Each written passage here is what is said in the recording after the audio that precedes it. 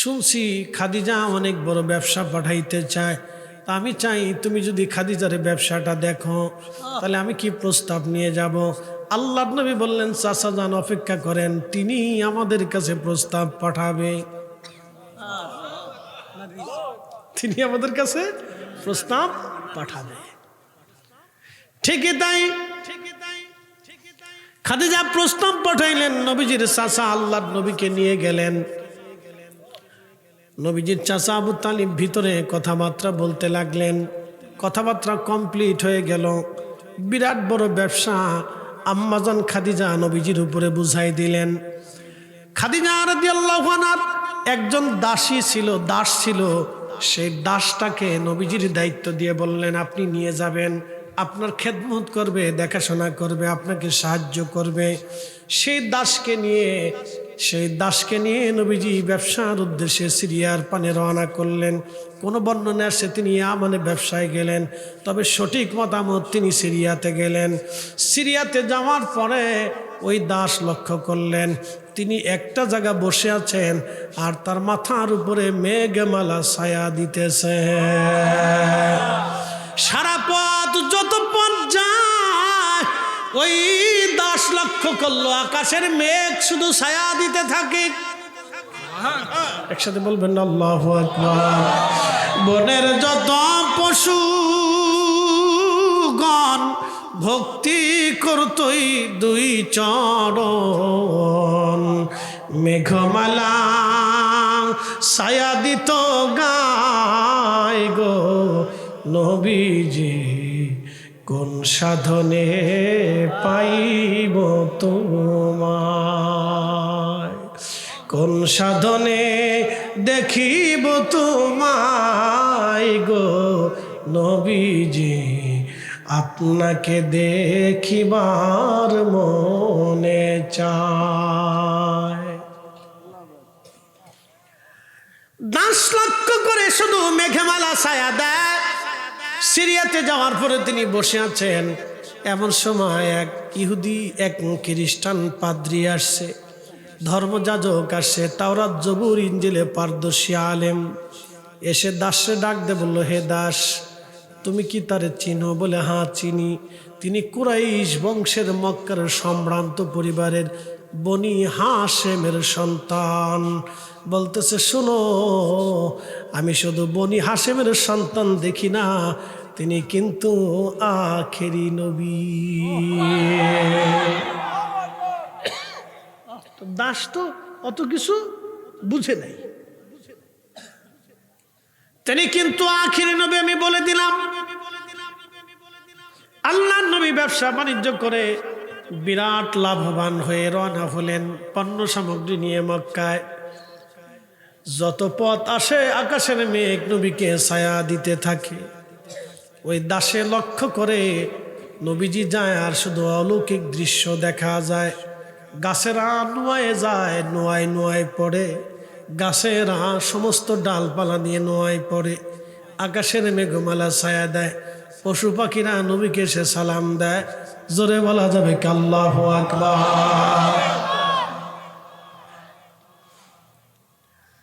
অনেক লাভ করার পরে আল্লাহর নবীজি খাদিজা রাদিয়াল্লাহু আনহাকে ব্যবসা বুঝিয়ে দিলেন।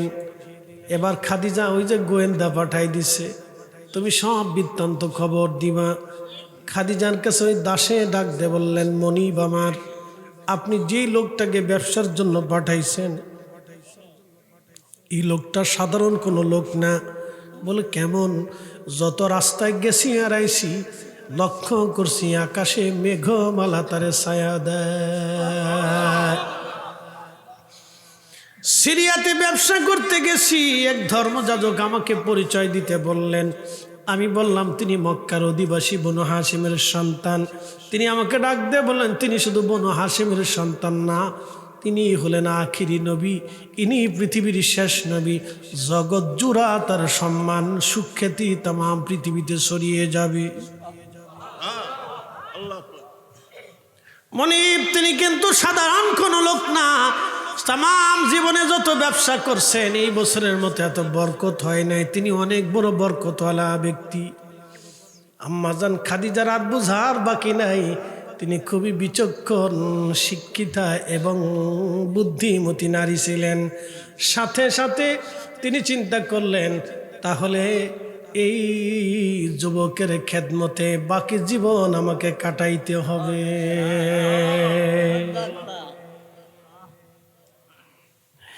বাকি জীবন কাটাইতে হবে আমার। তিনি আত্মীয় স্বজনদেরকে ডাকলেন, ডেকে বললেন, আমার আব্বাজানের কাছ থেকে খাদিজা বিনতে খুয়াইলিদ, তার বাবার নাম ছিল খুয়াইলিদ, বা আমার আব্বার কাছ থেকে অনুমতি নিতে হবে। কিন্তু তার আব্বা তো অনুমতি দিতে চায় না। একবার অনুমতি দিছে, আবার না করে ফেলছে, পরে আবার বোঝাই সুজাই অনুমতি নিলেন। অনুমতি নেওয়ার পরে আম্মাজান খাদিজাতুল কুবরা আল্লাহর নবীর কাছে প্রস্তাবনা পাঠাইলেন। নবী বললেন, আমি তো একা না, আমার মুরব্বী আছে, আমার চাচা। আমার চাচা যান সিদ্ধান্ত না দিলে আমি কোনো সিদ্ধান্ত দিতে পারি না। একবার জোরে বলা যাবে কে মারহাবা। মুরব্বী মানা নবীর সুন্নত। যারা মুরব্বী মানে না, মূলত তারা নবী মানে না। ঠিক কিনা? রসুলের সুন্নত অস্বীকার করে। মুরব্বী মানা রসুলের সুন্নত, মুরব্বী মানতে হবে। আল্লাহ কোরআন বলছেন, ইন্নাল্লাহা ইয়া'মুরু বিল আদলি ওয়াল ইহসানি ওয়া ইতা'i যিল কুরবা ওয়া ইয়ানহা আনিল ফাহশাই ওয়াল মুনকার ওয়াল বাগই ইয়াঈদুকুম লাআল্লাকুম তাযাক্কারুন। ও ইমানদার, আমি নির্দেশ দিলাম তোমরা পৃথিবীতে ন্যায় করবে, ইহসান করবে, আত্মীয়তার সম্পর্ক রাখবে, দরিদ্র হলে দান করবে, ফায়সা কর্মকাণ্ড থেকে দূরে থাকবে, বেহাপনা থেকে দূরে থাকবে, আন্দা গান্দা পশা হাবিজাবি থেকে তোমরা দূরে থাকবে, আর তোমরা মুরব্বীদেরকে মানবে। একসাথে বলবেন না মারহাবা। লাস্টে কি বলছেন? মুরব্বী মানবে। জোরে বলেন, লাস্টে আল্লাহ কি বলছে? মুরব্বী মানবে। আমাদের ছেলেপেলের এখন মুরব্বী মানে না। মোটর সাইকেল একটা ফাঁসার নিচে ঢুকাইতে পারলে ও বাপু চিনে না। কি কথা কন না কা? ও বাপু চিনে না, বাপু চিনে না। উস্তাদ তো করে, বাপু চিনে না। দেশে দেশে দেশে দেশে দেশে দেখে কোনায় কোনায় কোনায় কোনায় আদবহীন তৈরি হচ্ছে, বেআদব তৈরি হচ্ছে। আর ফতোয়া দিয়ে দেশে কদম বসি যখন উঠাই দিছে, তখন বেয়াদব আরো দেশে বাড়ছে। কি কথা কন না কা? আগে পরীক্ষা নিরীক্ষা দেওয়ার আগে ছেলেপেলেরা কদম বসি করতো, উস্তাদরে নাম তো সাইকেল থেকে নাইমে উস্তাদরে সালাম করতো। আর উস্তাদ, স্যার ভালো আছেন নি? স্যার ভালো আছেন নি? শেষ। কি কথা কন না কেন? আগে আমরা উস্তাদ মাসাইক দেখলে নাইমে পায় কদম বসি করছি, এখনো করি, এখনো করি। উস্তাদ, সেই ছোটকালের উস্তাদ দেখলে এখনো সালাম দিই, হুজুর কেমন আছেন? গাড়ির থেকে নেমে যে হুজুর কেমন আছেন। বুঝতে পারছেন? আদব নষ্ট হয়ে যাচ্ছে। আদব যত উঠে যাবে তখন এই লেখাপড়ার কোনো মূল্য নাই। এটার কোনো মূল্য নাই। তো লেখাপড়া যদি মানুষকে মানুষ না বানাইতে পারে, তাহলে সেই লেখাপড়া দিয়ে আপনি কি করবেন? যে লেখাপড়া মুরব্বী মানে না, মুরব্বীর সম্মান করে না, সে লেখাপড়া দিয়ে কি হবে? যে লেখাপড়াকে মানুষকে মানুষই মনে করে না, তাহলে ওই লেখাপড়া দিয়ে কি হবে? কি সমাজের উপকার হবে? কি রাষ্ট্রের উপকার হবে? বলেন, কি ব্যক্তির উপকার হবে? কি পরিবারের উপকার হবে? তো মনোযোগ দেন, এই কথাগুলি তো আল্লাহর কালামের কথা, আল্লাহ রসুলের সিদ্ধান্ত। তো আল্লাহ রসুলের চাচা হযরত আবু তালিবের কাছে প্রস্তাব যাওয়ার পরে তিনি অনেক সিদ্ধান্ত চিন্তা ভাবনা করার পরে রাজি হয়ে গেলেন। তা আম্মাজান খাদিজাতুল কুবরা, নবী তো কিছুই নাই, নবী কি কিচ্ছু নাই। তো আল্লাহর নবীকে অর্থ করি বিবাহের এই পার ওই পার সব অর্থ আম্মাজান খাদিজা ব্যয় করলেন, আল্লাহ রসুলকে সব দিয়ে দিলেন। একসাথে বলবেন না মারহাবা। বুদ্ধিমতী নারী, উনি জানেন যে এই যুবকের যদি স্ত্রী হইতে পারি, তাহলে একবারে আবাদুন আবাদা, চিরদিনের জন্য আমি ধন্য। একসাথে বলবেন আল্লাহু আকবার। চিরদিনের জন্য আমি ধন্য, চিরদিনের জন্য আমি ধন্য। বিবাহের সমস্ত খরচ আম্মাজান নিজে দিলেন, সব দিয়ে দিলেন। দিন তারিখ নির্দিষ্ট হলো, বিয়ে হয়ে গেল। কিছুদিন পরে মক্কার কাফেররা কয়, খাদিজা কাজ করছো? বলে কি কাজ? বলে তোমার স্বামী গরিব, তুমি ধনী, তোমার সাথে কি আব্দুল্লাহর বেটা মোহাম্মদের মিল হলো? তুমি মক্কার সবচেয়ে বড় ধনী ধনাঢ্য ব্যক্তি, একটা দরিদ্র ছেলে বিবাহ করলা, মক্কায় কি আর ছেলে পেলে নাই? আম্মাজান চিন্তা করলেন এই মক্কার এই নেতা ফেতাদেরকে একটু বোঝানোর দরকার। সবাইকে একদিন দাওয়াত করলেন, সুন্দর করে ভোজের আয়োজন করলেন। ভোজের আয়োজন করার পরে আম্মাজান সবাইকে বসাইলেন, খাবার দিলেন, বললেন খাবার খাবে। ঠিক এমন সময় বললেন, হে মক্কার অধিপতিরা, আমি আপনাদেরকে দুটি প্রশ্ন করব, সেই জন্য ডেকে আনছি। খাবার একটু পরে খাবেন, সবার জন্য খাবার রেডি, আপনারা আমার মেহমান। আপনারা তো আপত্তি করেছেন আমার চাইতে আমার স্বামী দুর্বল হয়ে গেছে, আমি তেমন ভালো কোনো পরিবারে আমি বিবাহ করতে পারি নাই। তাহলে আপনারা বলেন আমার স্বামী মুহাম্মাদের মতো এমন চরিত্রবান ছেলে মক্কা নগরে কি আর কেউ আসেনি? একসাথে বলবেন আল্লাহু আকবার। সবাই কয় না, তা তো নাই। কে বললেন তাহলে আমি জিতছি, আমার স্বামী আমার থেকে উত্তম। একসাথে বলবেন মারহাবা। দেখেন রসুলকে, নবীর সম্মানকে সে কিভাবে বুলন্দ করতেছে। স্বামীকে মাথার উপরে তাজ বানানোর জন্য সবাইকে ডাকছে, এ শোনো কাফেররা, এ মক্কার অধিপতিরা, বলো আমার স্বামী কুরাইশ বংশ, কুরাইশের চাইতে কি বড় বংশ আরবে আছে, পৃথিবীতে আছে? সবাইকে মাথায়। কুরাইশের মধ্যে বনু হাশিমের চাইতে বড় বংশ, সুন্দর বংশ আর কোন বংশ আছে? সবাইকে না, তাও নাই। তাহলে বংশ থেকেও আমার স্বামী শ্রেষ্ঠ, গোত্র থেকেও আমার স্বামী শ্রেষ্ঠ, চরিত্রের ক্ষেত্রেও আমার স্বামী শ্রেষ্ঠ, তিনি আল আমিন। আমার স্বামী কোন দিক থেকে ছোট বলো তো? বলতেছে তুমি ধনী, তাই গরিব। তুমি ধনী আর মুহাম্মদ গরিব। বলতেছে হে মক্কাবাসী, তাহলে শোনো, আজ থেকে আমার সমস্ত সম্পদ, আস্তাবর ইস্তাবর যা কিছু আছে আমি আমার স্বামীকে সব দিয়ে দিলাম।